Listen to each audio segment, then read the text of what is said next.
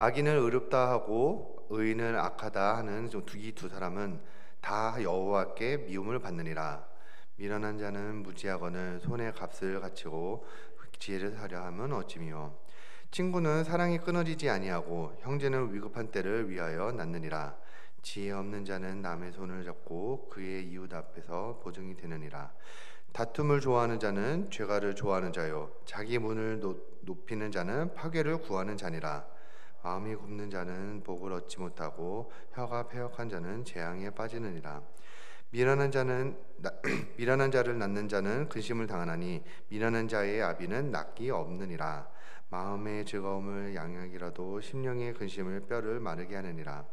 악인은 사람의 품에서 뇌물을 받고 재판을 굽게 하느니라. 지혜는 명철한 자 앞에 있거늘 미련한 자는 눈앞땅을 두느니라. 미련한 아들은 그 아비의 근심이 되고 그 어미의 고통이 되느니라. 의인을 벌하는 것과 귀인을 정직하게 때리는 것은 선하지 못하니라. 말을 아끼는 자는 지식이 있고 성품이 냉철한 자는 명철하니라. 미련한 자라도 잠잠하면 지혜로운 자를 여겨주고 그의 입술을 닫으면 슬기로운 자로 여겨지느니라.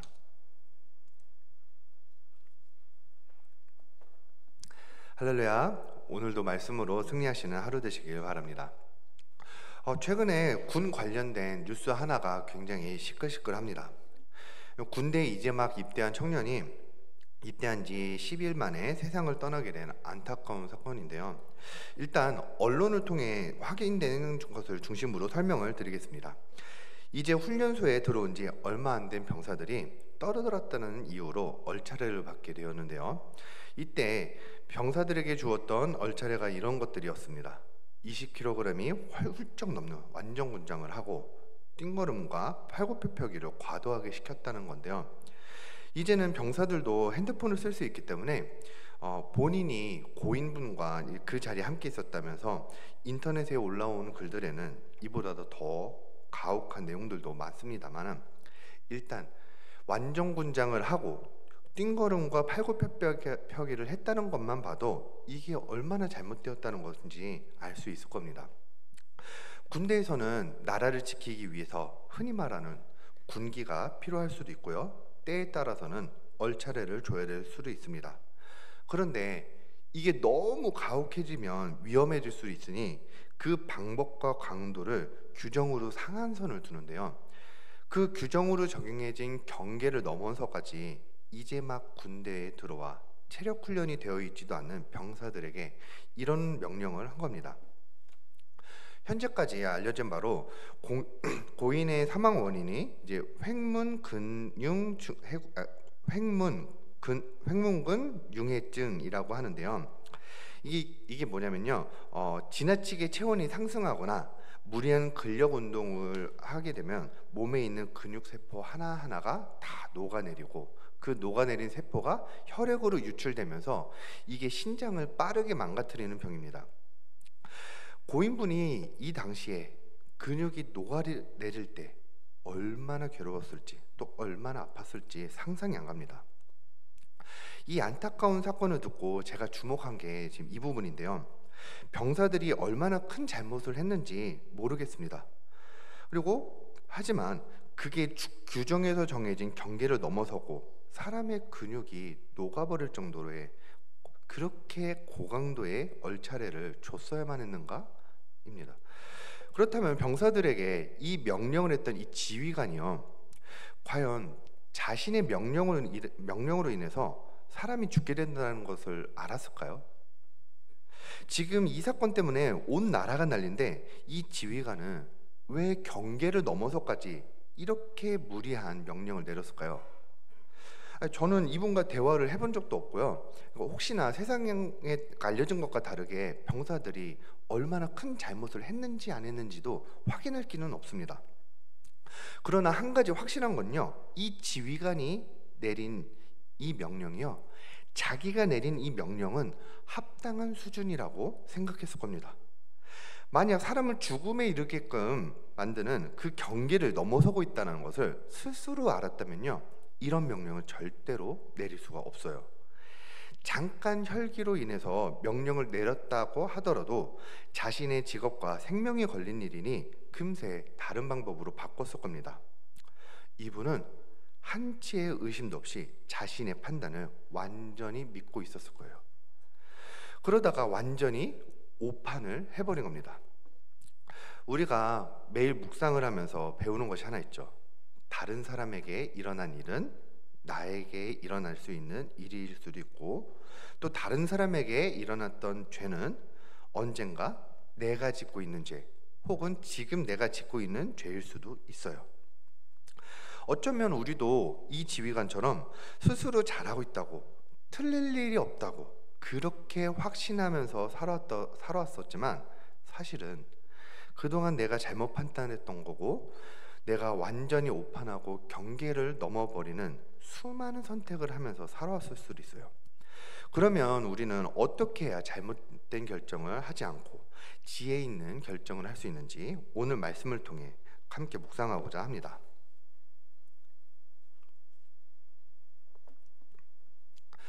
먼저 오늘 말씀 15절을 함께 보겠습니다. 악인을 의롭다 하고 의인을 악하다 하는 이 두 사람은 다 여호와께 미움을 받느니라. 자, 여기서 악인과 의인이 나옵니다. 그런데 이 악인과 의인을 평가하는데, 악인을 보면서 의롭다라고, 반대로 의인을 보면서 악하다고 말하는 사람을 하나님께 미움을 받는다고 합니다.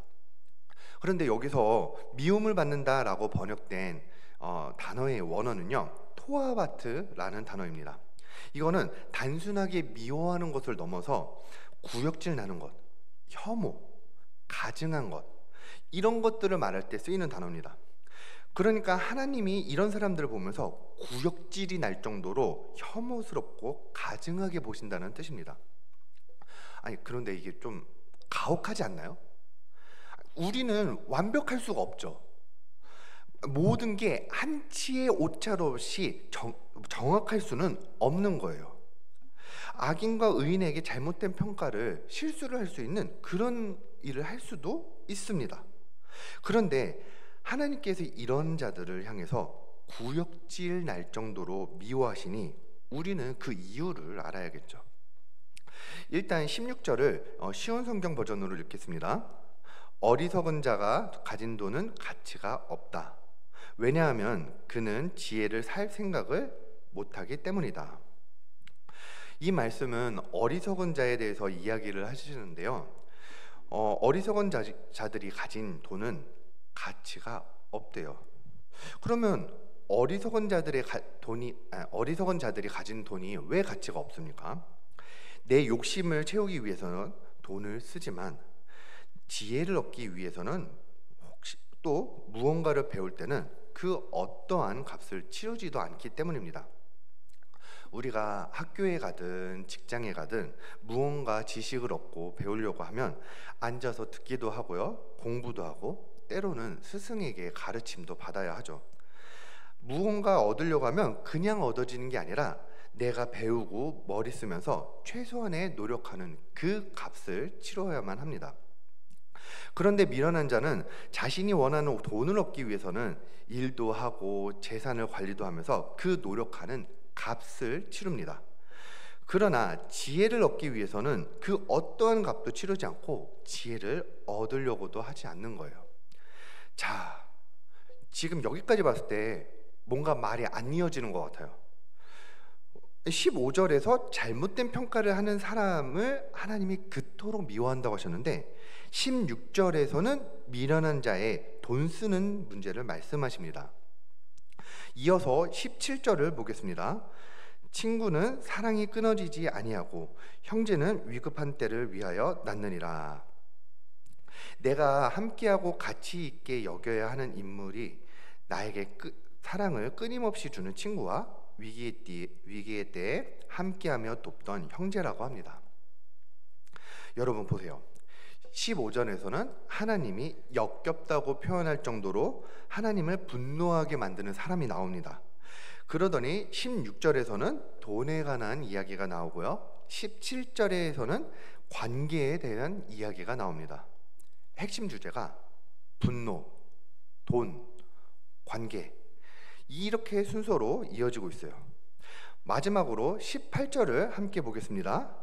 지혜 없는 자는 남의 손을 잡고 그의 이웃 앞에서 보증이 되느니라. 18절에 오니까 다시 돈과 관련된 이야기가 나옵니다.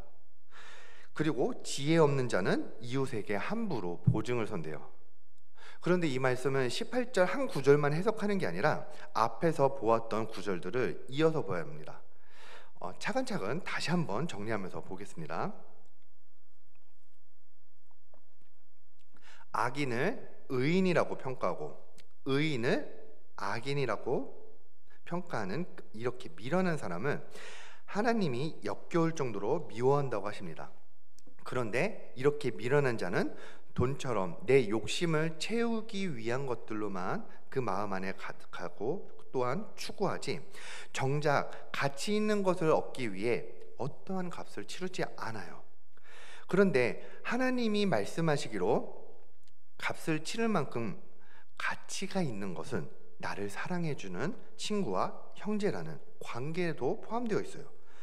그런데 하나님이 그토록 역겹다 하시고 지혜 없는 자들이 하는 행동이 뭐냐? 나를 사랑해주는 친구나 형제가 아니라 내 욕심을 채워줄 것 같은 다른 일을 위해서 보증을 서는 겁니다. 이게 단순히 채무관계만 말하는 게 아니에요. 내 욕심을 채우기 위해서 없는 사실도 만들고 있는 사실도 감추는 것을 말하는 겁니다. 이렇게 나를 사랑해주는 친구와 힘든 때를 함께했던 형제를 떠나는 것을 말합니다. 그러니까 쉽게 말해서 배신하는 행위예요. 하나님은 이런 자들을 향해서 역겹다고 표현하시는 겁니다. 제가요 오늘 이 말씀을 묵상하면서 정말 많은 시간을 이제 고민을 해봤었습니다. 나에게 있어서 내 주변에 나를 끊임없이 사랑해주는 친구와 또 언제나 변함없이 고난의 때를 함께하는 그런 사람은 누구인지 계속해서 고민을 해봤었습니다. 처음에는 제 부모님인 것 같기도 했었어요. 그리고 친한 친구인 것 같기도 했습니다. 아니면 사랑하는 공동체 식구들이나 제 아내, 혹은 제 가족 같기도 했었습니다. 그런데 계속해서 고민하다 보니까 이들 누구도 단 한 번의 변함도 없는 그런 사랑을 저에게 주거나 모든 고난을 하나도 빠짐없이 함께할 수 있는 그런 사람은 없더라고요. 그렇게나 애절한 사랑의 관계여도 때로는 저와 싸우며 관계가 잠시 틀어질 때도 있고요. 제가 위기의 때를 겪고 있을 때 지극히 저에게만 해당되는 고난인 것도 있어서 모든 고난을 함께하는 그런 사람은 없더라고요. 그래서 오늘 말씀 17절에 나온 이 친구와 형제는 제가 아무리 생각을 해봐도 하나님을 말하는 것 같습니다. 우리를 단 한 번의 변함도 없이 사랑하시고 어떠한 고난의 때에도 단 한 번의 변함 없이 함께 하시는 분이 오로지 하나님밖에 없더라고요. 그러니 오늘 말씀에서 우리가 반드시 지켜야 하는 가장 소중한 것이 바로 하나님의 말씀인 겁니다. 그러면 우리가 이 말씀을 날마다 큐티하고 묵상하면서 하나님과 가까워질수록 배우게 되는 지혜가 뭡니까? 나의 죄를 보면서 잘못된 자기 확신이 깨지는 겁니다. 내가 확신하며 판단하는 것과 한치의 의심도 없이 확신하며 선택하는 것들이 있지만 내 판단과 선택들이 올바른 것들인지 이게 맞는 선택인지 내 죄로 인해서 잘못된 판단을 하고 있는 건 아닌지 하나님의 말씀이 이걸 매일매일 확인하고 또 점검해 주시는 겁니다. 그래서 그 무엇보다 나에게 정확한 말씀을 주시는 하나님과의 관계가 가장 소중한 겁니다. 그런데 우리의 모습은 어떻습니까? 고난의 때에는 하나님의 말씀을 보면서 말씀하시면 내 잘못을 인정하기도 하고요. 내가 틀렸다고 하시면 나를 바꾸는 순종을 하기도 합니다. 그런데 고난의 때가 지나가면 보암직도 하고 먹음직도 해 보이는 욕심나는 것 앞에서 또 하나님을 배신하는 선택을 하는 게 바로 우리예요. 그리고 내 삶이 평안해지면 이 선택이 하나님의 가치관에 맞는지 묻는 것조차도 안 해버리고 그렇게 판단과 선택을 해버립니다. 이렇게 내가 필요하고 원할 때는 하나님을 찾고 하나님이 없어도 살만하다 그렇게 생각이 들면 손바닥 뒤집듯이 죄를 따라가는 모습이 바로 우리입니다. 하나님이 이런 모습을 보고 역겹다고 하시는 거예요. 그래서 우리는요, 중대한 결정 앞에서만 기도하고 묵상하는 게 아니라 고난 앞에서만 큐티와 묵상하는 게 아니라요, 날마다 내 죄를 찾고 날마다 나를 점검해야 하는 거예요. 이렇게 해야만 지금도 내가 어떤 죄를 지으면서 잘못된 선택을 할 수 있는지 알 수가 있는 겁니다. 앞에서 말씀드렸던 그 군대 지휘관이요, 자신의 판단과 명령이 경계를 넘어섰는지 스스로 점검하는 거, 그거 하나만 있었어도 이런 일은 일어나지 않았었어요. 여러분, 다시 한번 말씀드립니다. 중요한 결정 앞에서만, 고난의 때에만, 그때에만 하나님을 찾고 내 죄를 점검하는 게 아니에요. 날마다 나의 죄를 봐야 하는 겁니다. 저도 이렇게 하나님 앞에서 내 죄를 보며 점검하지 못하고 내 선택과 판단이 옳다고만 생각했던 그 죄가 있었는데요. 그 경험과 또 죄를 여러분과 함께 나누려고 합니다.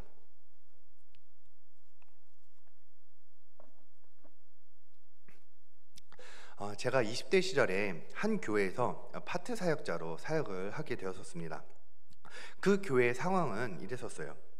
사역자들 중에서 저는 20대의 막내 전도사였습니다. 그런데 제 바로 위에 있는 나이대, 저보다 선배분들은요, 중간 나이대가 없고 30대 후반에서 40대 초반 정도가 되셨었어요. 제 바로 위에 분이요. 그러니까 동료 사역자들이 또 부교육자분들이 저를 볼 때 얼마나 어리게 보였겠어요. 그리고 나이 차가 워낙에 많이 나니까 아무래도 대화 주제나 관심사가 많이 달랐고, 심지어 사무실도 달라가지고 다른 동역자분들과 친하게 지내지는 못했었습니다. 그리고 당시에 저는 특이하게 주일에 사역이었고 평일 저녁에 있는 주중 사역을 담당하고 있었습니다. 여러분들은 그리고 이제 신학대학원에 와서 석사 과정을 하고 있었을 때였습니다. 여러분들이 아실지 모르겠지만 이제 목회자가 되기 위해서 신학대학원들을 이제 다들 이제 들어가는데요. 그때 2학년의 시기가 가장 힘듭니다. 공부해야 될 양이 가장 많아요. 살인적인 스케줄입니다. 그래서 많은 분들이 링거를 맞으면서 학교를 다닐 정도로 가장 힘든 시기가 바로 신대원 2학년의 시기인데요. 저도 신대원 2학년이 되면서 가장 바쁜 시기가 되었었습니다. 그런데 당시에 제가 사역하던 교회에서 큰 사건이 일어나게 됩니다. 목회자들도 죄인이다 보니까 큰 잘못을 저지르게 되었는데요. 저는 당시에 파트 전도사라 출근 일수도 적었고요, 사무실도 따로 떨어져 있어서 잘 몰랐었는데, 어느 날 평소처럼 출근하고 보니까 분위기가 이상하네요. 그러고더니 저는 있는 줄도 몰랐었던 파벌 싸움이 일어났대요. 그리고 처음엔 작았던 싸움이 점점점 커지면서 결국엔 전체 부교육자분들 중에서 절반 정도 되는 분들이 스스로 사임하거나 해임되시는 일들이 생겼습니다. 그러면서 교회에 어느 날 갑자기 공석이 너무 많아져 버린 거예요. 그것도 그 시기가 3, 4월의 시기여서 다른 사역자를 청빙하기도 힘들었었어요. 교회에 남아있던 다른 부교육자분들 중에선 어떠한 파벌에도 속하지 않고 중심을 잡으시며 가시던 분들도 계시고, 급한 대로 공석들을 메워 나가기 시작했습니다. 그렇게 해도 이제 빈자리가 워낙에 많이 생겨서 결국 주중 사역만 하던 파트 전도사인 저도 한 부서를 담당하게 되었습니다. 문제는 많은 사역자가 사임을 하게 되었는데 그 중에서도 가장 먼저 공석이 되어버린 그 부서에 막내 전도사인 제가 이제 배정이 된 거예요. 오히려 1, 2주 차이로 뒤늦게 비게 된 자리는 다른 분들이 메워줬는데 교사도 가장 많고 가장 먼저 공석이 되면서 수습하기 가장 힘든 부서에 제가 들어가게 되었어요.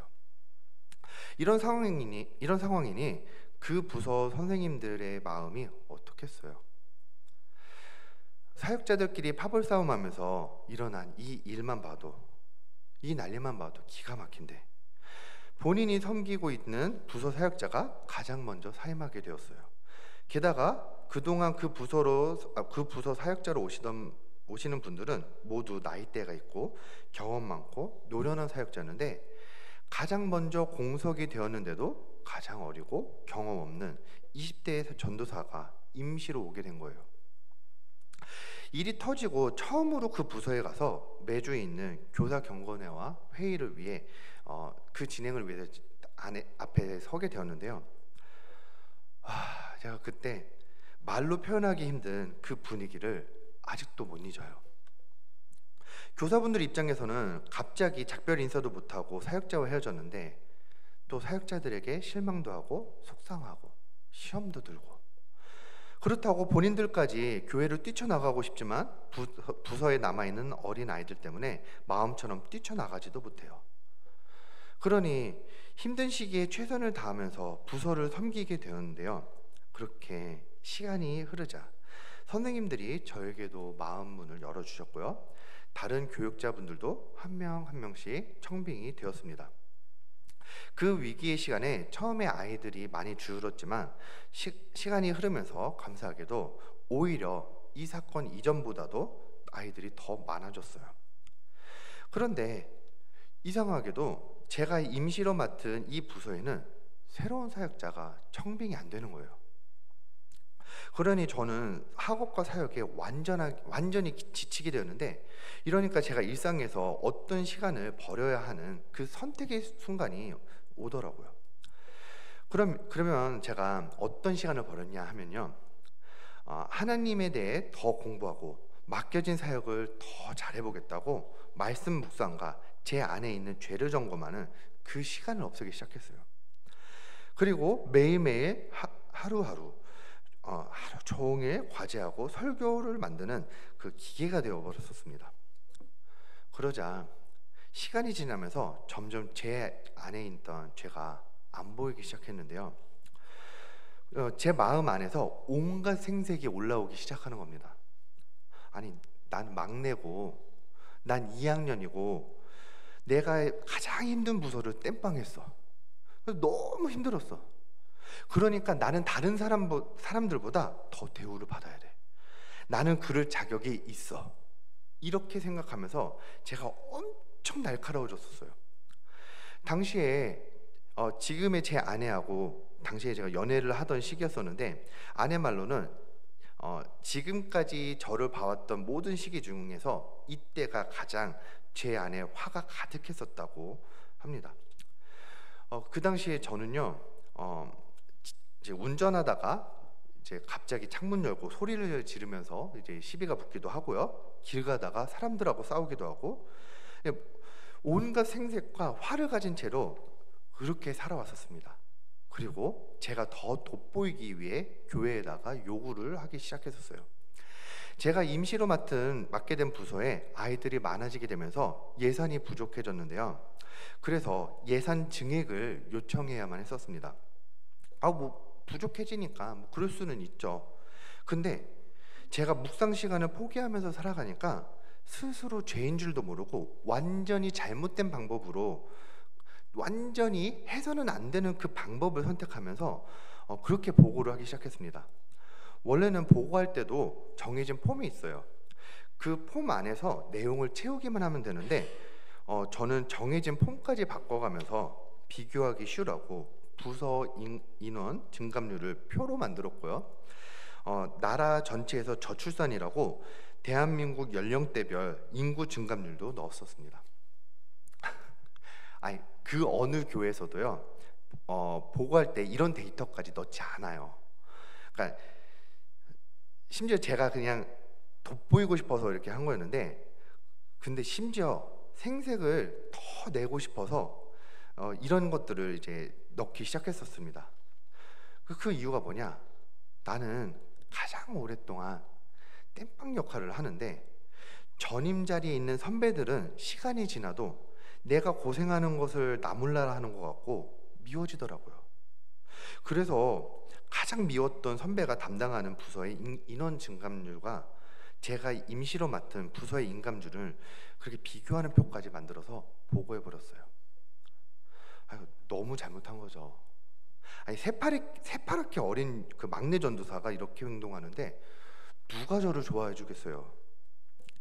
제가 정말 건방졌고 교만해졌는데 생색내려고 다른 사람과 경쟁심을 계속해서 불러일으키는 거예요. 그런데 제가 그 교회 가서 처음부터 이렇게 경쟁하고 사람들과 다툼이 일어날 수 있는 이 일들을 제가 자꾸만 행동했냐? 아니었었어요. 처음에는요, 사역하는 그 시간 하나하나가 너무 재밌고 너무 좋았었어요. 그런데 묵상하는 시간을 버리고 내 죄를 보는 그 시간을 버리니까, 스스로 점검하는 그 시간을 버리니까 얼마 지나지도 않았는데 교만해지고 생색이 올라오더라고요. 그런데 더 무서운 거는요, 제가 큐티와 묵상을 안 하니까 제가 변하고 있다는 걸 스스로 전혀 알 수 없더라고요. 여러분, 저의 이런 실수는 사실은 또 반복될 수도 있어요. 제가 오늘부터 또다시 묵상을 안 하기 시작하면요, 당장 오늘 저녁부터 저 스스로도 모르는 상태에서 죄악된 선택을 반복할 수 있습니다. 그래서 힘들어도 눈이 와도 비가 와도 날마다 큐티하는 게 중요한 겁니다.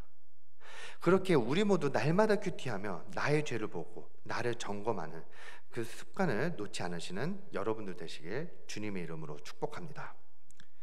네, 기도하고 축도함으로 말씀을 마치겠습니다.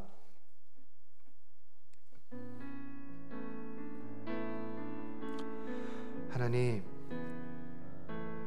저는 날마다 말씀을 가까이 안 하면 나는 언제든지 악인을 의인이라 말하고 의인을 악인이라 하는 죄인이라는 걸 다시 한번 고백합니다.